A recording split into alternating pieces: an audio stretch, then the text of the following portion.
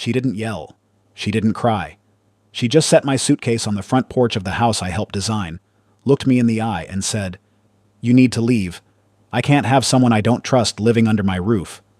That sentence played on a loop in my head the entire drive to my brother's apartment on the east side of Phoenix. My dress shirts folded inside a bag I'd packed in 12 minutes while she stood in the doorway with her arms crossed, already certain I was guilty. The thing that's going to destroy you when you hear this story isn't what she did. It's why she did it, and who told her to. My name is Everett Callahan. I'm 44 years old.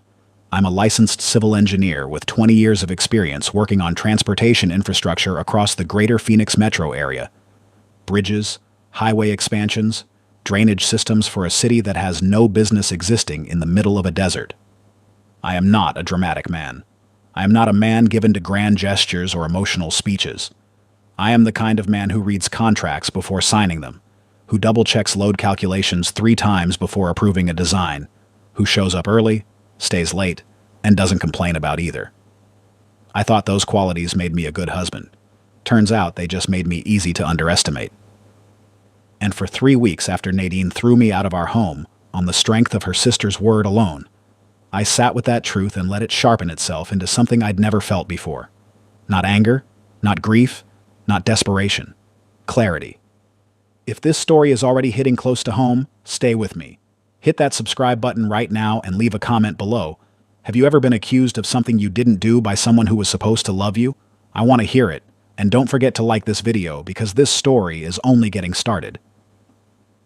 Nadine Whitfield Callahan was 38 years old, the CEO of a mid-size commercial real estate development firm called Whitfield & Associates that her father had built from scratch on the north side of Scottsdale. She took it over at 32 when her father's health declined, and she had doubled the company's annual revenue by 35. She was brilliant. She was relentless. She had a way of walking into a room that made everyone else feel like they'd arrived slightly underdressed for an occasion they didn't know was formal. I met her at a city planning commission meeting in 2016. I was presenting infrastructure requirements for a mixed-use development on the Loop 101 corridor. She was the developer pushing the project. We argued for 40 minutes in front of the commission about storm drain capacity, and she never once blinked. I asked her to dinner that same evening because I'd never met anyone who argued with me about storm drains with that kind of precision. We were married in 2019, in a ceremony at the Hermosa Inn in Paradise Valley. Her choice. Her family's money. Her guest list of 200 people, most of whom I'd never met before. My side of the church held my brother Garrett, my father Harold, 2 college friends, and 4 engineers from my firm who I'd told not to bring gifts. From the beginning, our lives had a particular geometry to it. Nadine's world was large and fast-moving. Mine was technical and methodical. We complemented each other in the way that 2 different materials can make a stronger composite structure than either one alone. What I didn't fully account for was the foundation. Specifically, I didn't account for her sister Brittany. Brittany Whitfield was 35, 2 years younger than Nadine, and she had never quite figured out what to do with herself. She'd started a lifestyle blog that got some traction for about 18 months, then pivoted to selling vintage clothing online, then pivoted again to becoming a wellness consultant, which appeared to mean she posted photographs of herself hiking Camelback Mountain at sunrise and charged $400 an hour for phone consultations that I never understood the content of. She lived 10 minutes from us in a condo that Nadine had helped her buy after her second divorce. She had dinner at our house most Sunday evenings. She borrowed Nadine's car without asking at least twice a month. She called Nadine at 11 o'clock at night to talk through problems that, as far as I could ever tell, had no practical solution because they weren't actually problems. They were Brittany performing distress, so that Nadine would perform concern. I never said any of that out loud. I am not the kind of man who tells his wife to choose between him and her family. But I am the kind of man who notices structural weaknesses. And Brittany was a structural weakness with excellent posture and a perfectly curated Instagram feed. She didn't like me. She was careful about it.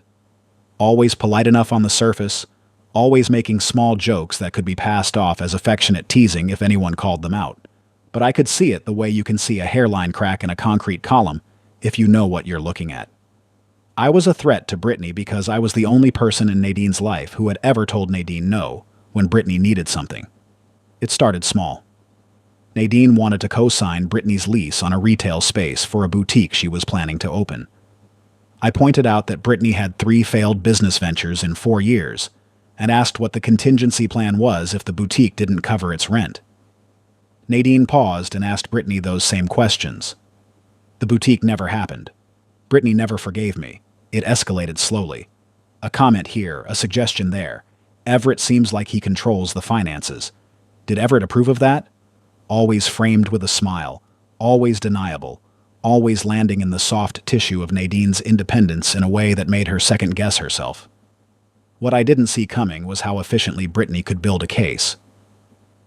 The lie had a very specific shape. In February of this year, Nadine's firm was in the middle of a complicated acquisition involving a commercial property portfolio in Tempe. The due diligence process was intensive. She was working 14-hour days and most weekends. I had my own pressure. My firm had just won a contract for a grade separation project on the I-10 near Chandler, and I was the project lead. We were both buried. We were both stressed. We were both, in hindsight, less present in our marriage than we should have been. That's when Brittany moved. I had a colleague named Priya, a transportation planner at the city with whom I had worked on half a dozen projects over 8 years. We had dinner once that month at Blanco Tacos on 24th Street to debrief on a public comment hearing that had run 3 hours over schedule. It was a working dinner. I paid. I told Nadine about it that same evening, the way I always mentioned when I had dinner with anyone from work. Because I have nothing to hide and never have. Brittany was at Blanco Tacos that same evening. She didn't wave at me, didn't come over, just watched.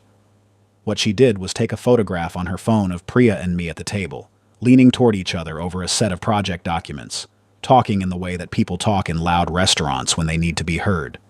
And then she waited. She didn't show Nadine right away. She built a narrative first. Over 2 weeks, she planted quiet questions and conversations.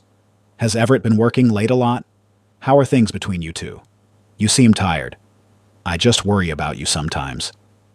She constructed a context before she provided the evidence, so that when she finally showed Nadine the photograph didn't need to do any work on its own. The context did all the work. Nadine came home on a Thursday evening. I was at the kitchen table reviewing drainage calculations with a highlighter and a cold cup of coffee.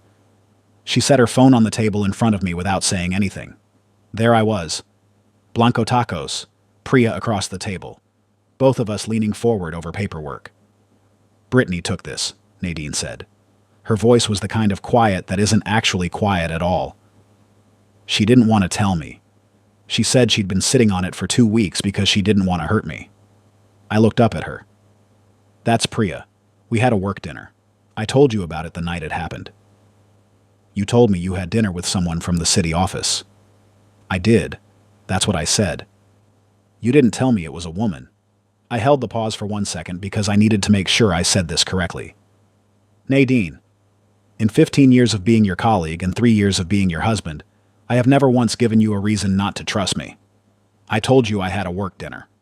I didn't specify that my colleague was a woman because it didn't occur to me that her gender was relevant information. She picked up the phone. She stared at the photograph for a long moment. She looks comfortable with you, Nadine said.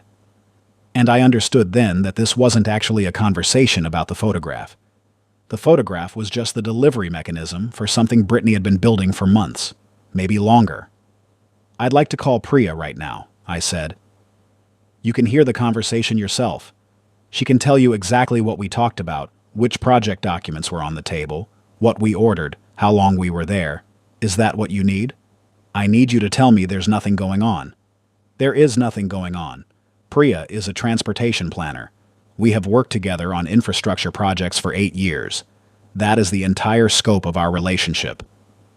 She nodded slowly. She seemed to believe me. She went upstairs. I stayed at the kitchen table and sat with the feeling that something had shifted in the house. Something I couldn't measure or calculate, only sense the way you sense a change in atmospheric pressure before a storm. I should have pushed harder that night.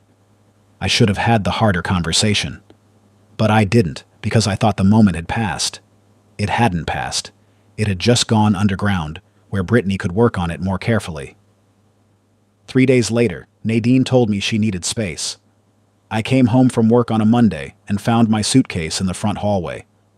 not packed by her. She'd left it to me to pack, which told me something about how certain she'd already become. She was standing at the kitchen island with a glass of wine and an expression I'd never seen on her face before.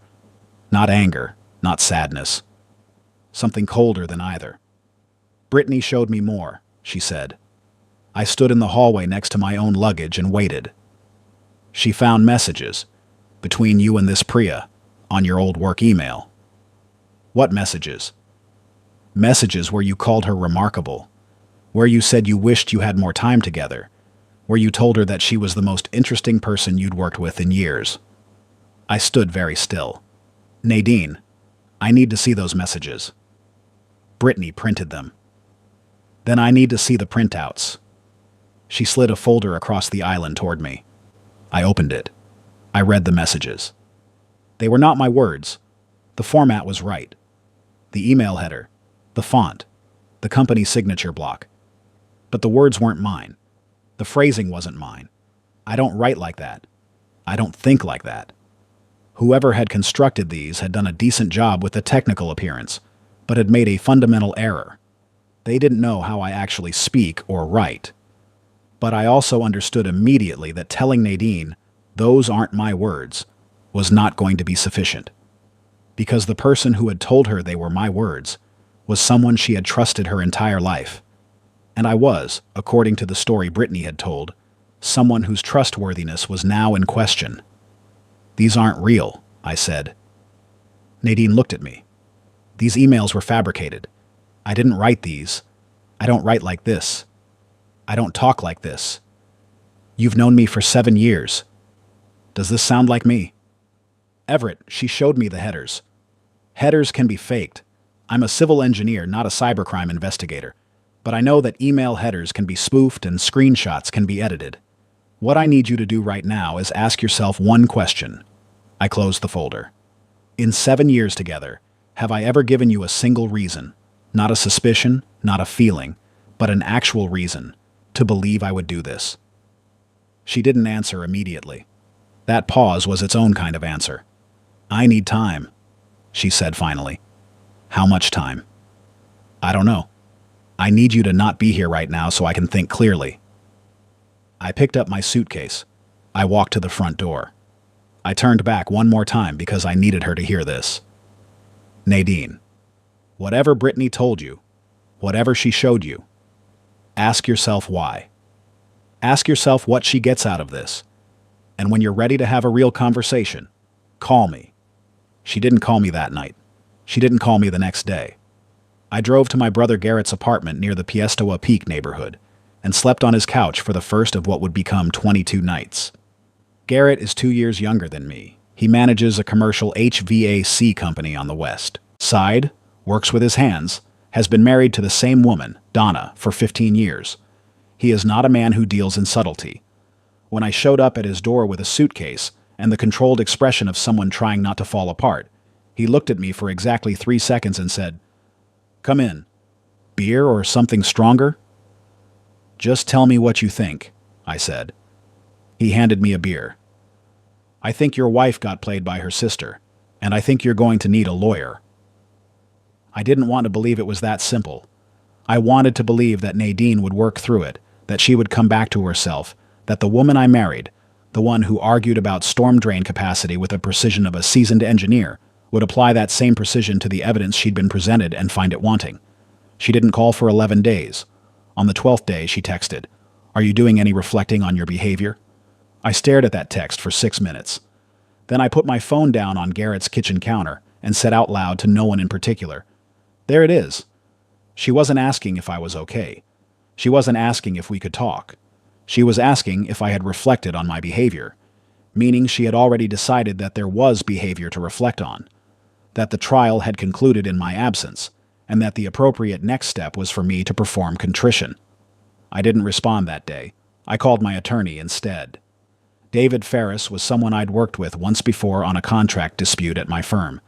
He specialized in family law on the side of his practice, and he was the kind of attorney who listened twice as much as he talked, which is the mark of someone who understands that the most important information is almost always the thing the client doesn't know they know yet.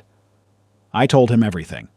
The photograph, the emails, the suitcase, the text message. I also told him something I hadn't told anyone yet. Because during those 11 days at Garrett's apartment, I hadn't been sitting still.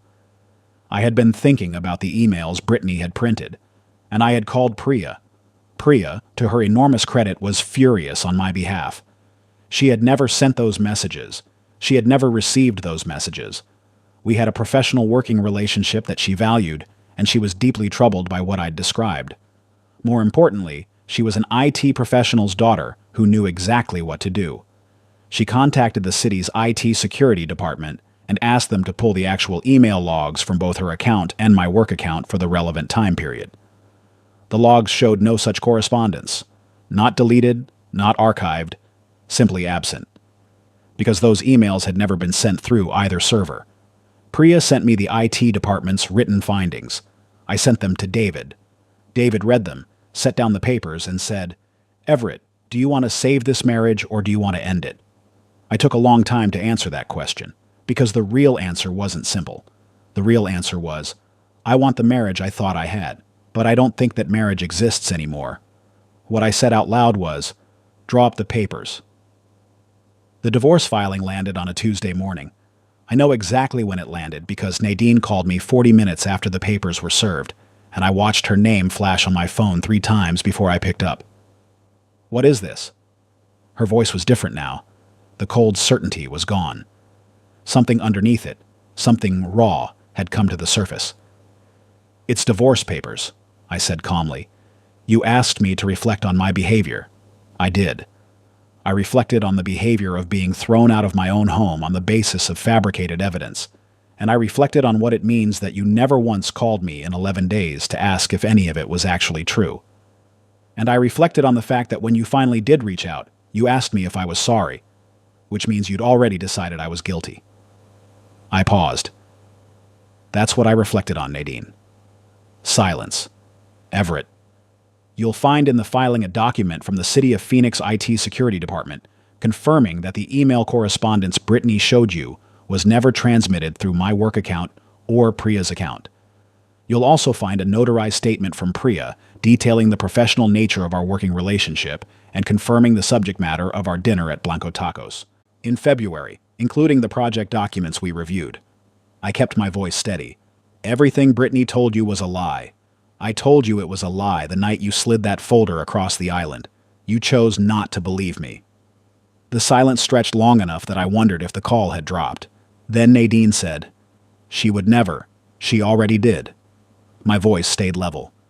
I had rehearsed this, not because I'm a calculated person, but because I had spent 22 nights on my brother's couch, understanding exactly what I needed to say, and refusing to let emotion dismantle it. Brittany fabricated those emails. I don't know if she screenshotted a real email thread and edited the content, or if she used a spoofing tool to generate fake headers, but either way, what she showed you was not real. And you had enough trust in her, and not enough trust in me to throw me out over it without a single question. You need to give me a chance to... I gave you 11 days. She went quiet again. "I'll have my attorney be in touch with yours," I said. "I hope you're well, Nadine." I hung up. I sat in the parking lot of a coffee shop on McDowell Road, and I did not move for about 4 minutes.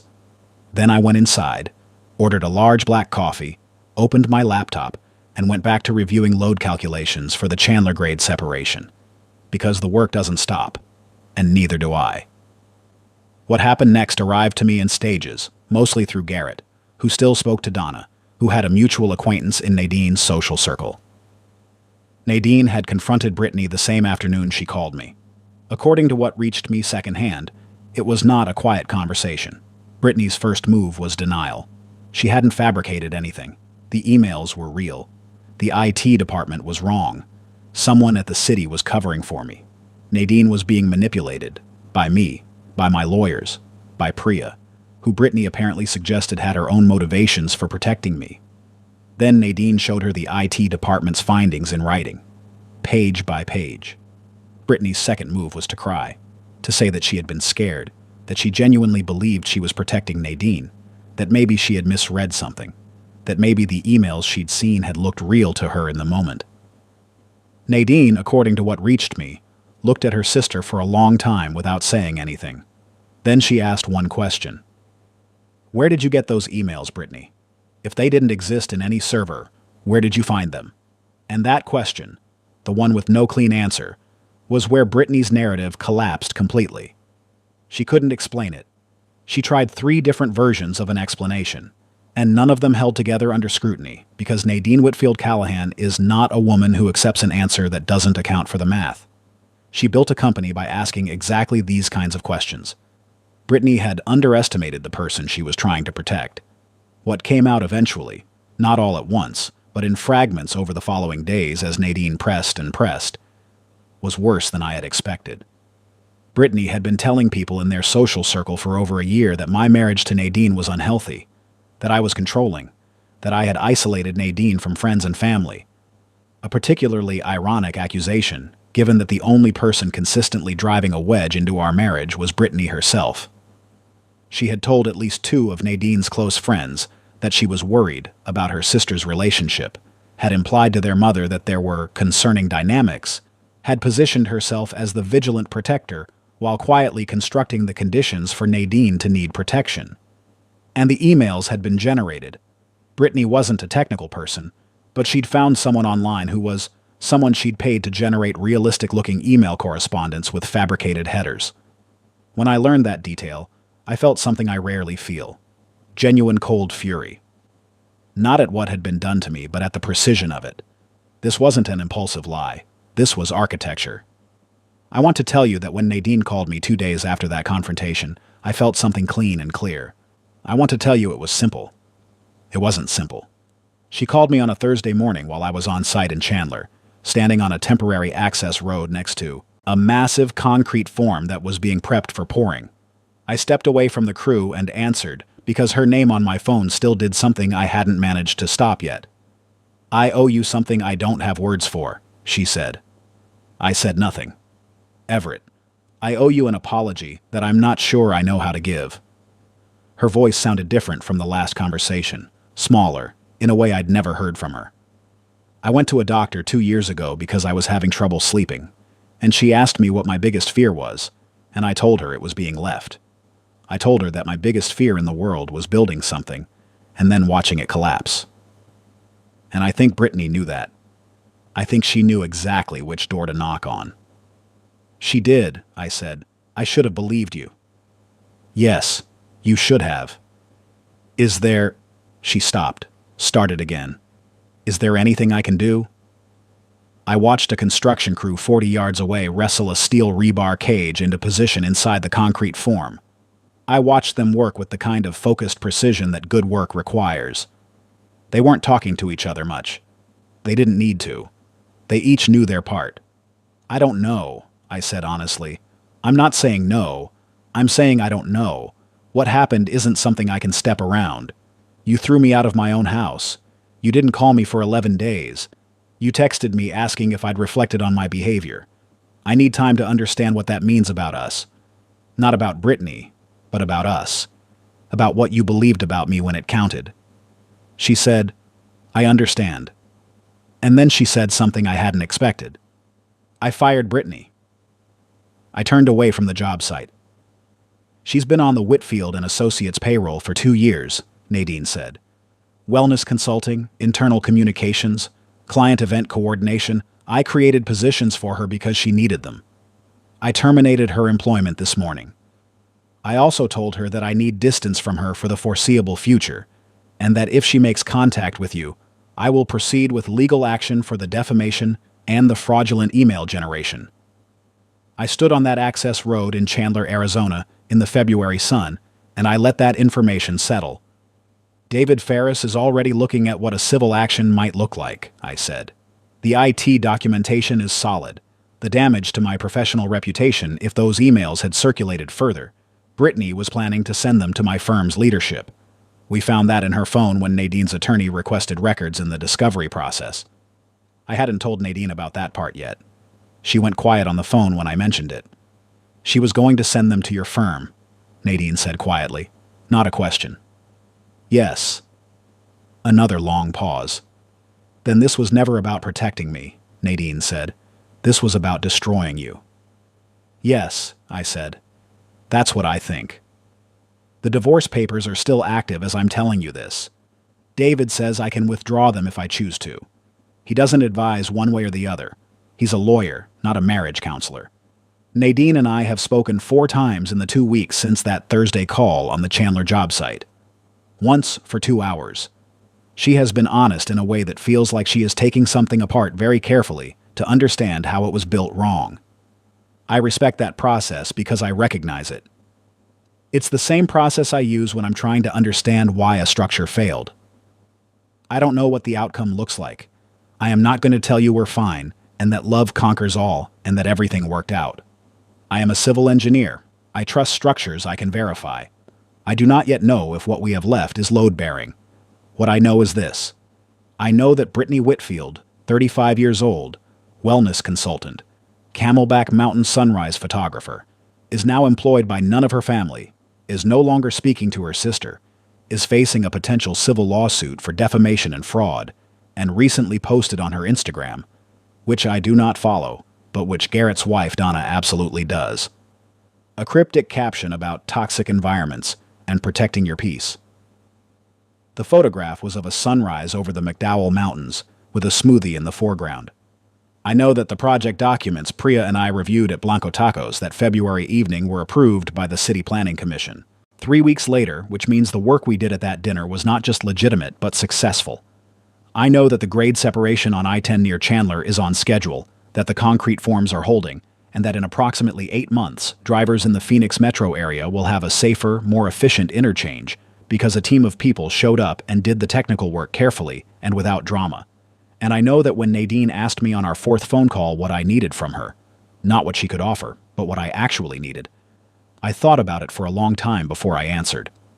What I said was, I need to know that if you're ever handed a piece of evidence about me again, your first call is to me, not your lawyer, not your sister. Me. That's the structure I need in place. Everything else we can build on top of that.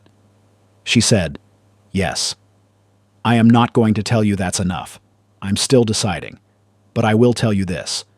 The man who packed a bag in 12 minutes and drove to his brother's apartment because his wife believed a lie did not stay broken.